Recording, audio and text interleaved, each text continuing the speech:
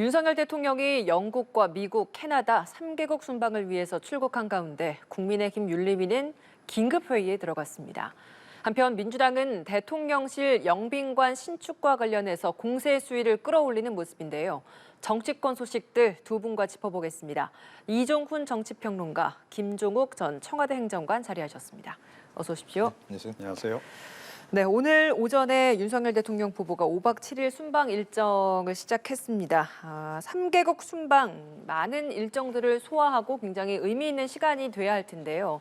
일단 어떻게 좀 기대하고 계십니까? 네, 일단 언론의 관심은 그 엘리자베스 여왕 장례식 조문 그것에 좀 더 많은 좀 초점을 두는 것 같아요. 그런데 사실 이번 에 출국하셔서 가장 중요한 이벤트는 역시 유엔 총회 기조연설이다 네. 이렇게 봐야 됩니다. 그러니까 윤석열 정부 들어서 처음 좀 참석하시는 거기 때문에 그쵸.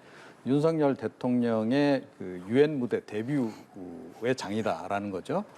그래서 그 첫 메시지를 과연 어떤 것을 내놓을 것인가 이게 좀 네. 가장 중요하다라고 생각하고요. 외교 안보 정책 전반에 관해서 아마 언급할 가능성이 있지 않나 이렇게 생각을 하고 예. 이제 우리도 선진국입니다. 그래서 글로벌 리더 국가로서 향후에 대한민국이 어떻게 외교 정책을 펼칠지 그것에 대한 비전 그리고 과제 이런 것들을 제시할 것 같고 그와 더불어서 역시 대북 정책도 빠질 수는 없을 것 같습니다. 그래서 이미 이제 담대한 구상 제안을 해놓은 상태고 네. 북측이 좀 부정적인 반응을 보이고 있습니다만 그럼에도 불구하고 담대한 구상이 어떤 내용인지에 대해서 각국 정상들에 대해서 좀 알릴 필요는 있는 거죠. 그래서 이번에 그것이 어떻게 보면 가장 큰 이벤트가 아닐까 이렇게 생각을 합니다. 예, 유엔 총회 기조연설, 여기에 담길 메시지를 주목해 봐야 한다라고 짚어주셨는데 어떤 부분 주목하십니까? 예, 일단 핵심적으로는 유엔 총회의 연설을 처음으로 하시는 건데 네. 말씀하신 이제 담대한 제안이라고 하는 건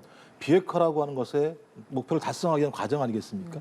좀 그렇다면 거기에 대한 어떤 유엔 차원의 공감대를 확보하는 게 되게 중요한데 그 공감대 이면에는 적어도 한미 간에 소위 비핵화 추진과 대북 제재의 완화라고 하는 측면에 대한 나름대로 해법이 필요하거든요. 네. 이 해법을 만들어낼 수 있을 것인가? 저는 이 해법이 없다고 얘기하면 담대한 제안이 별 의미가 없는 상황이 될 수 있다라고 하는 측면에서 당장 첫술에 해보르진 않겠습니다만 소위 유엔 차원에서 공감대를 확보할 필요가 있을 것 같고요. 또 하나는 이번 미국 방문이나 이런 부분들이 좀 만만치 않을 거라는 느낌들을 많이 갖게 돼요. 말씀하신 것처럼 인플레이션법이 통과됐기 때문에 우리 기업이 거의 91조 정도를 투자를 했는데도 불구하고 전기차 분야나 반도체 분야에서 불이익을 당할 수 있다는 얘기가 나오기 때문에 이 부분과 관련해서 한미 정상 간에 어느 정도의 내용적인 합의 또는 서로의 양보 지점이 만들어질 수 있을 것인가의 부분하고요.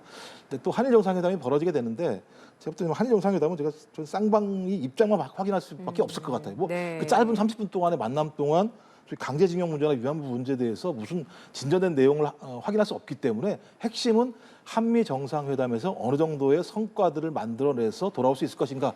이게 아마 이번 소위 외유의 가장 핵심적인 내용이라는 생각이 듭니다. 예.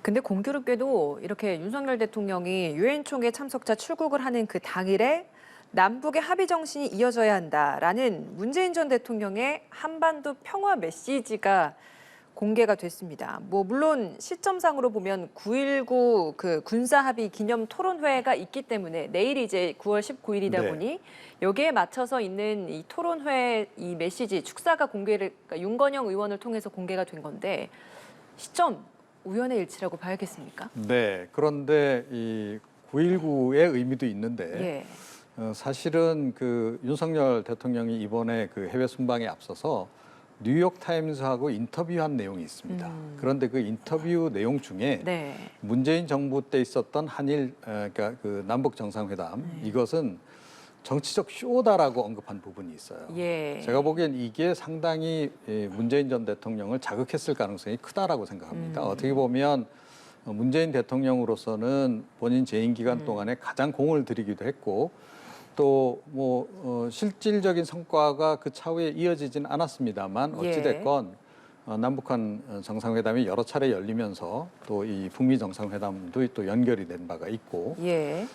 그래서 뭔가 좀 이렇게 돌파구가 찾아지는 그 길목까지 갔었단 말이죠. 그래서 어떻게 보면 이게 본인의 치적이라고도 볼 수 있는 건데 그거를 한마디로 좀 과도하게 훼손하는 발언을 윤석열 대통령이 했다는 예. 거죠. 그래서 그와 관련해서 좀 그냥 넘어가기가 어려웠을 것이다. 정치적인 그래서 의도도 있었을 것이다. 예, 정치적인 메시지를 이번에는 좀 내놓은 게 아닌가 이렇게 생각을 합니다. 알겠습니다. 자, 국민의힘 윤리위원회 이야기를 안 해볼 수가 없죠. 원래 28일에 열리는 건 이미 예정돼 있었는데 긴급하게 열흘 앞당겨서 또 다른 윤리위가 이렇게 소집됐습니다. 윤리위는 직접적인 언급은 피하고 있습니다만 많은 언론에서 주목하기로는 이준석 전 대표에 대한 추가 징계 논의 있지 않겠느냐 이런 이야기 있거든요. 어떻게 예상하십니까? 뭐 이양희 위원장은 뭐 아직까지 아무런 결정된 게 없다고 말씀하십니다만 소위 당의 위신을 계속적으로 훼손하게 되면 추가 징계가 가능하다라고 윤리위가 이미 엄명한 적이 있었고 또 의원총회에서도 마찬가지입니다만 이준석 당대표에 대한 추가 징계가 필요하다는 부분들에 대해서 의총에서 의견이 모아졌기 때문에 전 이번에 아마 징계 절차에 착수할 거라고 보고요. 오늘 이렇게 소집된 게 그 내용 논의하기 위한 거라고 보세요? 저는 그것이 아니면 제가 볼 때 이걸 갑자기 일부러 앞당겨서 해야 될 하등의 이유가 좀 없다고 생각을 하는 것이고요. 예. 원래 28일 날 하기로 했던 것 갖다 당긴 거 아니겠습니까? 전 그렇다면 이양희 위원장이 10월 중하순쯤에 그만두게 되는데 그 이전에 이 문제에 대해서 매듭을 지려고 하는 것 같고요. 또 하나는 28일 날 가처분 신청에 대한 인용 뭐 각하, 기각 이런 결정이 나기 때문에 그 이전에 이 문제를 매듭 지으려고 하는 것 같아요. 말씀하신 것처럼 지금 20조에 의하면 징계 사유가 당의 유해한 행위라거나 당의 유신을 훼손하게 되면 그렇게 할 수 있는데 핵심적인 문제는 추가 징계를 하게 되면 기존 징계보다 더 강한 징계를 할 수밖에 없습니다. 예. 그럼 제가 볼 때 탈당 권유나 아니면 제명을 한다는 얘기거든요. 근데 문제는 이제 소명 절차가 있는데 또 제적위원 과반수가 이 상황 자체가 명백하기 때문에 소명을 받을 필요가 없다고 하면 소명을 받을 이유도 하는 게 없어요. 그러니까 매우 빨리 추진할 수도 있어요. 당사자의 소명 없이 네네. 결정이 날 수 있다. 명백한 사안이라면. 근데 당의 위신 훼손이라는 내용들은 이미 이제 당 대표가 이미 이준석 당 대표가 다 얘기한 상황이기 때문에 네. 뭐 조사하거나 할 내용들이 실제로 별로 없어요. 그래서 제적위원 과반수가 뭐 굳이 소명을 드릴 필요가 없다라고 얘기하면 징계 절차에 착수한 다음에 내부에 논의만 있게 되면 징계에 그냥 착수할 수 있습니다. 그래서 28일 이전에 착수를 하게 된다면 저는 다시 이제 가처분 신청 인용이 된다고 하더라도 그 과정에서 법원의 판결에 상당히 많은 혼선들이 있을 거라 생각이 들고요. 저는 그런 다양한 노림수를 가지고 진행이 되고 있기 때문에 아마도 뭐 많은 분들은 다른 길이 있을 거라고 생각할 수도 있겠습니다만 저는 아마 탈당을 제한하거나 제명을 하는 조치에 착수할 거라고 좀 봅니다. 28일 이전. 그러면 그렇게 28일 이전에 오늘 이렇게 앞당겨서 이준석 전 대표에 대한 추가 징계를 논의를 하고 당사자 소명 절차 정도까지도 없이 이렇게 징계 절차에 착수하는 거에 대한 그 적절성에 대해서는 어떤 의견이십니까? 그러니까 제가 볼 때 적절성이란 부분들은 윤리 내부에 있는 내부의 결정 상황이기 때문에 적절성을 따질 수는 없어요. 핵심적으로는 이후에 만약에 윤리위가 결정을 한 것에 대해서 이준석 당대표가 다시 가처분 신청을 하게 된다면 윤리 결정에 대해서 그럼 모든 것들이 다 법원에서 판결이 나게 되는 거죠. 그러니까 비대위의 출발부터 예. 그다음에 윤리위의 제명 절차 결정까지도 모든 사안 자체가 법원의 판단을 따를 수밖에 없게 되는 상황이 되기 때문에 국민의힘의 모든 앞으로의 미래는 그냥 법원에게 다 내맡겨지는 상황으로 갈 수밖에 없게 되는 상황인 거죠. 예, 오늘 이준석 전 대표 추가 징계 문제 논의되는 거 아니면 이렇게 당겨서 할 필요가 없을 것이다. 그리고 추가 징계가 논의되더라도 당사자 소명 절차 없이도 결정을 내릴 수 있을 것 같다라는 예측하셨는데 어떻습니까? 네. 뭐 제가 보건대는 뭐 나름 이제 그 시나리오를 짜서 그 시나리오대로 진행을 하는 것 같아요. 근데 이제 지향하는 바는 그러니까 28일 법원이 이제 가처분 기각 신청을 내릴 수밖에 없는 상황을 만들려는 데 있다. 예, 그 얘기는 뭐냐면 이준석 전 대표에 대해서 징계 결정, 추가 징계 결정을 내린다라고 한다면 제가 보건대는 뭐 제명, 그러니까 실제로 탈당 뭐 이런 것밖에 없다라고 좀 봅니다. 자, 그런 결정이 나왔다라고 했을 때 법원도 좀 결정을 내리는데 좀 망설여지죠. 그러니까 설령 인용을 고민하고 있던 시점이다 하더라도 실제로 지금 별로 이렇게 뭔가 법적으로 보호해줘야 될 실익이 없다라고 전제한다면 그러면 다른 결정을 내릴 수 있는 거죠. 그래서 제가 보건대는 기각을 지금 받아내기 위해서 지금 저렇게 좀 움직여 가는 거다. 그래서 뭐 예를 들어서 이준석 전 대표에 대한 경찰 수사 결과 기소가 예를 들어 결정이 됐다. 기소 의견으로 해서 경찰이 이제 검찰에다 송치를 했다. 이 결정이 먼저 나오고 그 뒤에 곧바로 이제 윤리위가 제명 처리를 하고 이런 상황으로 전개가 되면 사실은 이제 법원도 고민을 할 수밖에 없다라는 거죠. 네. 바로 그렇게 지금 이제 가는 것 같아요. 전체적으로. 그런데 이준석 전 대표 입장에서 보자면 이게 너무 명백하게 일종의 시나리오처럼 움직여 간다는 거예요.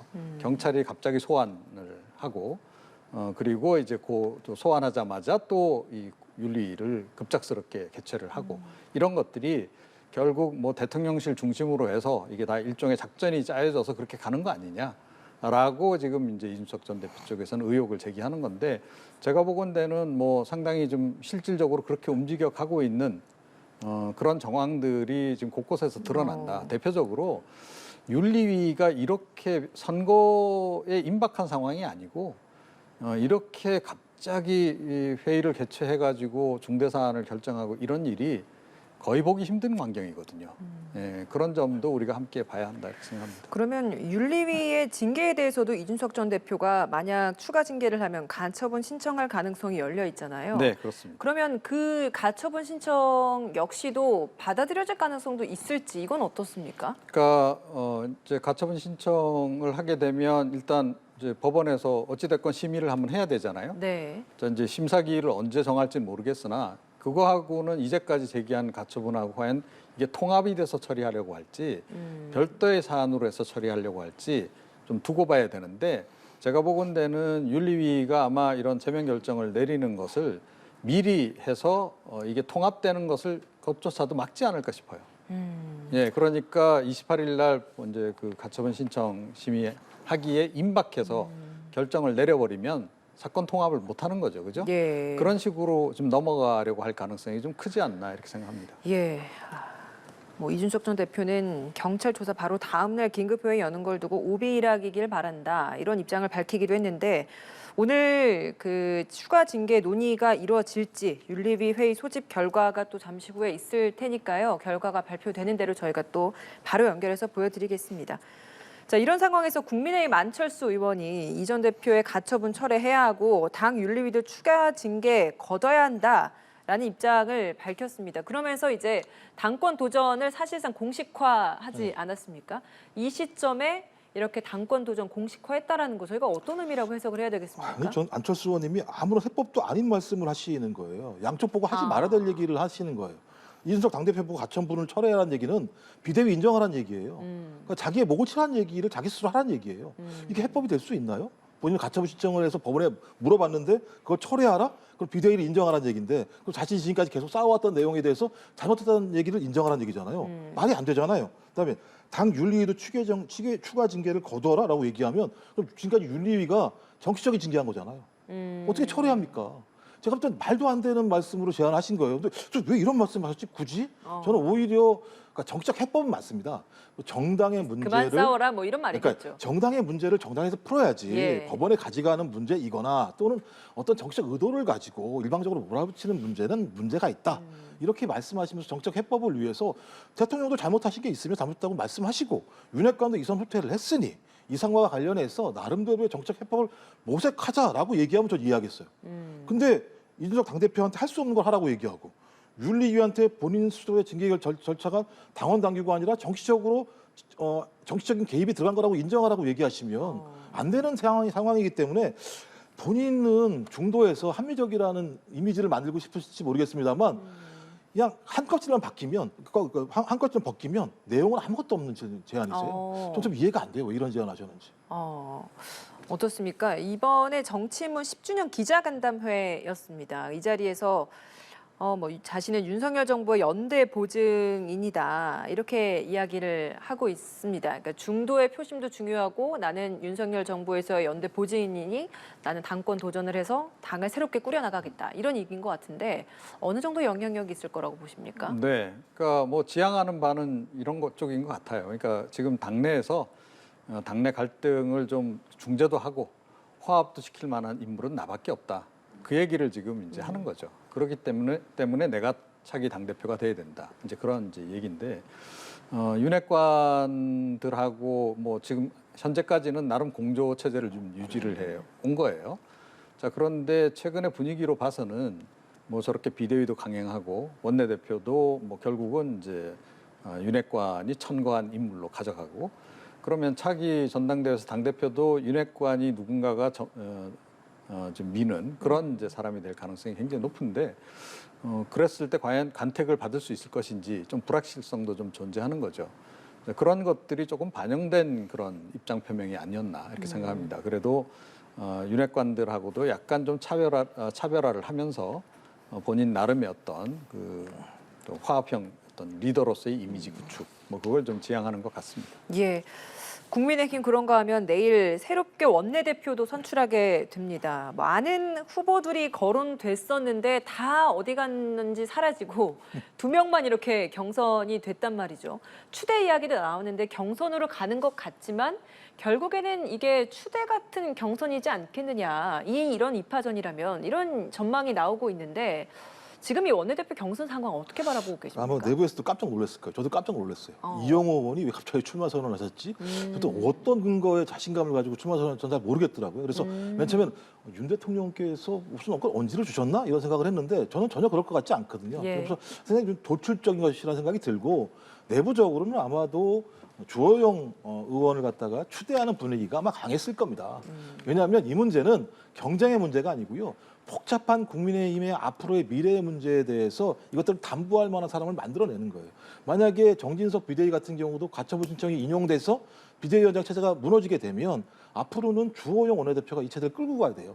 3차 비대위까지 만들 수는 없을 거라는 생각이 들기 때문에 그렇다면 저는 소위 지금에 있는 주호영, 아직 안 됐습니다만 주호영 원내대표가 됐을 경우 비상체제를 이끌어 나가는 측면이 하나 있는 것이고 또 하나는 경찰 수사 결과가 어떻게 나올지 모르겠습니다만 이준석 당대표에 대한 윤리 결정까지도 어떤 뒤에 수습을 해야 되는 중대한 역할을 해야 되는데 제가 볼 때 그 역할을 죄송한 얘기입니다만 이영호 의원이 하긴 어려울 거라 생각이 들고 당 내부에서 나름대로 지난 비대위 체제에 대한 미안함도 있고 전체 의원들이 또 TK라고 하는 중요한 정서 그 출신이기 때문에 저는 이분을 통해서 소위 더 비상적인 상황에서 이 문제를 책임질 수 있는 분은 당 내부에서는 주호영 의원밖에 없다라는 판단을 할 것 같아요. 그래서 이 길이 저는 주호영 의원한테는 좋은 길은 아니라는 생각이 들어요. 아마 가시밭길일 거라 생각이 들고요. 예. 이 가시밭길이기 때문에 본인이 1년을 다 하시지 않겠다. 그래서 아마 지금 임기까지만 한다는 말씀하셨는데요. 예. 근데 잘하시게 되면 다른 길이 열릴 수도 있습니다. 과거에 보면은 또 한 번 연장하는 사례가 있었어요. 원내대표를. 그럼 그래서 원내대표를 총 3번 하게 되는 경우가 뭐 되는 3번, 4번 할 수도 있는 거죠. 그거는 뭐 예를 들어 예외적인 상황이기 때문에 저는 그래서 뭐 아직까지 알 수는 없습니다만 주호영 의원이 말씀하신 것처럼 경쟁의 형태를 띈 사실상의 추대의 흐름으로 갈 거라는 생각이 들지만 그렇게 맛있는 술잔은 아닐 거라 생각이 듭니다. 원내대표를 한번 했던 인물이었기 때문에 지금 이 상태에서 이렇게 또 나오는 것이 과연 당사자에게 득이 될 것인가. 여기에는 물음표를 던지는 판단들이 굉장히 많았는데 결국에는 이걸 들었습니다. 어떻습니까? 어떤 평가를 내겠습니까? 글쎄요, 뭐 개인적인 정치적 이해득실을 떠나서 네. 그러니까 국민의힘에 과연 좋은 선택인지 잘 모르겠어요. 예, 그러니까 비대위원장으로 임명됐던 바 있고 그런데 재판부가 직무정지를 시킨 그런 인물을 갑자기 원내대표로 선회를 해서 원내대표를 시킨다. 이거를 국민들이 어떻게 바라볼 것인가 하는 거예요. 뭐 저는 이영호 의원조차도 경선에 출마 선언을 하지 않았더라면 그래서 경선이 성사되지 않았더라면 국민의힘은 사실은 좀 더 모양새가 나빠졌을 거다 이렇게 생각을 합니다. 네. 그나마 민주적 질서를 지키는 정당으로서 체면 유지를 그나마 할 수 있게 된 거다. 만약에 이번에도 주호영 전 비대위원장을 박수로 추대하는 게 됐다라고 한다면 예. 그야말로 박수의 힘이 돼버리는 거죠. 그러면 모양이 얼마나 참 사실은 굉장히 국민들은 그거 보면서 좀 실소를 할 수밖에 없는 그런 상황이 벌어졌을 거다라고 생각해요. 예. 뭐 경선 결과는 안 봐도 뻔하죠. 그러니까 왜 그 나머지 원내대표에 도전하려고 했던 분들이 다 주저앉았겠습니까? 그러니까 권성동 원내대표가 열심히 전화 돌린 결과 아니겠습니까? 결국 윤석열 대통령 눈치 보는 거고 차기에 혹시 자기 공천 못 받을까 봐 걱정돼서 다 그만둔 거죠.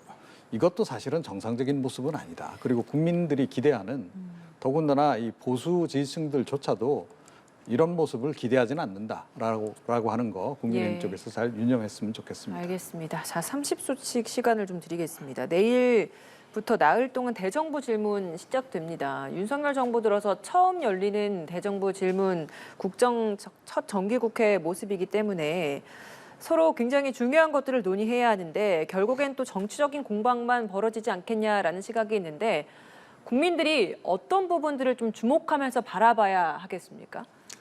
저는 야당은 싸우는 게 맞다고 생각을 합니다. 권력을 비판해야 되고 권력에 문제가 있다면 그것을 교정해야 되는 역할이 분명히 있다는 생각이 드는데 무엇을 위해 싸우는가 가장 예. 중요합니다. 그러니까 진짜 그야말로 민생 경제 매우 어려운 상황입니다. 민생 경제를 위해서 정부 여당이 잘못하는 부분에 대해서 총력을 다해서 싸운다면 국민들은 그 진정성을 인정할 거예요. 그랬을 때 그런 진정성 바탕 위에서 뭐 김건희 여사이든 공격이든 뭐든 이것이 통할 수 있는데 그것이 정반대라고 얘기한다면 그것은 정쟁일 수밖에 없기 때문에 민주당이 야당의 역할로서 권력에 대한 엄중한 비판을 하되 그 비판의 진정성이 민생 경제라고 하는 부분들의 진정성을 보이지 못한다면 저는 아마 공세도 정쟁화로 이해할 수밖에 없을 거다. 그래서 그런 진정성을 가지고 정기국회에 임했으면 좋겠다 이런 말씀을 드리고 싶습니다. 예.